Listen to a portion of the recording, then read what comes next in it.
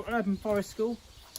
We have many activities from felting a nature bag to nettle smoothies and giant bubble making. We do. That's all in this book.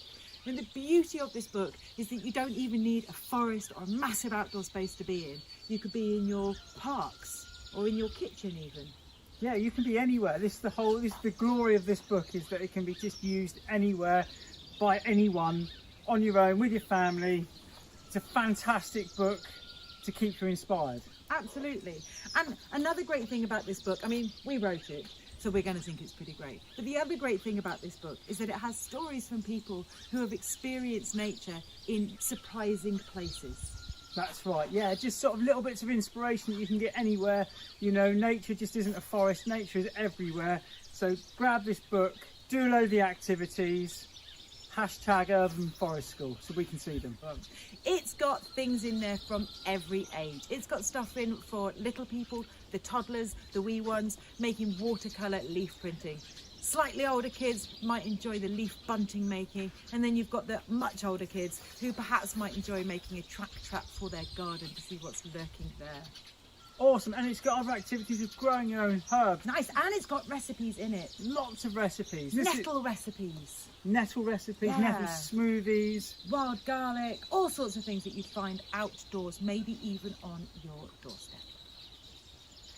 So we thought perhaps we could just do a really, really quick activity with you as an example of what is in the book. You don't need much. All you need is an apple, which we have already used an apple corer to make our hole in it. Very even there, Dan, right through the middle. I mean, we'll excuse him because the shape of our apple is a little bit odd, but that doesn't matter. The birds are not picky. What else do we need, Dan? We need a stick. Well done, we do need a stick, and we need some string. Do you happen to have string, Dan? Got some string, and some scissors. scissors. We also need pumpkin seeds, which we have right here. And pumpkin seeds. They don't need to be pumpkin seeds. Sunflower seeds work just as well, but today we're going to use pumpkin seeds. Okay, Dan, what do we need to do? So what we need to do is we need to get our apple. We've already made a hole in it with the apple corer. So let's get started making our apple bird feeder. So we need a length of string, let's say as long as your arm. Now if you could cut that for me. Certainly can. And then there's a great knot section in the book as well with some very useful knots. All we're going to do with this one is wrap it around a couple of times and then tie a very simple overhand knot where you make a loop and you poke the end of the string through the loop and we can pull it nice and tight. But what do you always say about knots? If you don't know knots, tie lots. Or forget that, check the knot section out in our book. Okay, and then all you need to do is using the pointy end of your pumpkin seed, push into your apple. Now, good things with apples, if you get apples that are they're just slightly overripe, the birds tend to like them more because there's more sugars in them for them, which gives them more energy and also makes it slightly easier to put in the pumpkin seeds. And if you look around us right now, we're pretty lucky to have lots of snow. And it's lucky for us because we get to build snowmen, go sledging, slip and slide everywhere and have snowball fights. But for the birds, it perhaps is a different story. Perhaps it means that they can't have access to the worms. Perhaps it means that they don't have access to all of the fruits and foods on the plants. So just by giving them a little helping hand with these simple bird feeders, you know, you're going to keep the bird population happy. We have around us lots of sparrows. We have a few goldfinches. I've seen a few robins that have come back in the garden. So yeah, it's really important just to keep an eye out for the wildlife at the moment. We are the caretakers, and it's important that we remember that. We do like to use a lot of nature for our own benefit, and that is great. But at the times when we can give back, it's really nice to be able to do so. So actually, Dan, just while we've been talking, I've nearly covered this apple. Now, if you had a bit more time, perhaps you could intersperse with a few sunflower seeds. Is it making you hungry, Dan? It is actually, yes. I'll make one for you later. Later on, I'll hang it have up one. in Yeah, the great. kitchen. And it's really cool, actually, to put these out in your garden. Do not expect the birds to come straight away, because often what happens is birds are a little bit more savvy than we give them credit for.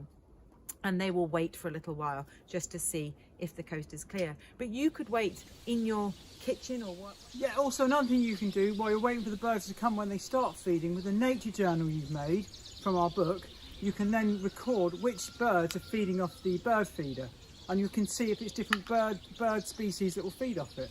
So maybe your sparrows will like it more, maybe your blackbirds will like it more, and you can write this down and you can log, and then you can log all that and see which animals are coming to your garden more frequently. And become a real nature detective. Awesome. The last thing I want to say about these bird feeders, because let's face it, it is pretty simple but really, really effective, is that you don't need a garden to be able to make one of these. This is 100% biodegradable, so I don't think it would be a problem to put one out in your park for your local birds there. Perhaps once the birds have eaten it, you could take down the string and the stick and take that home. Leave no trace is always super important, isn't it?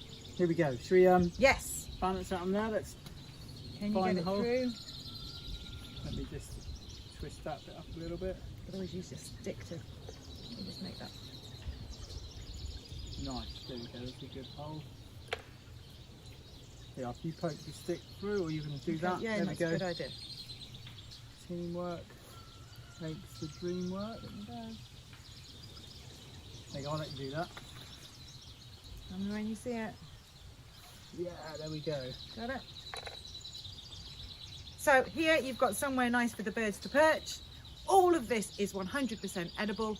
Dan's going to tie a nice knot or a nice loop on the end of that string, hang it up. Hey presto. Why don't you try some activities in the book and send them to us at Outback2Basics. Or you can just do hashtag Urban Forest School or hashtag Forest School Adventure, which is our first book, and then we can see all these on social media, which would be fantastic. Enjoy making. We look forward to seeing your photographs.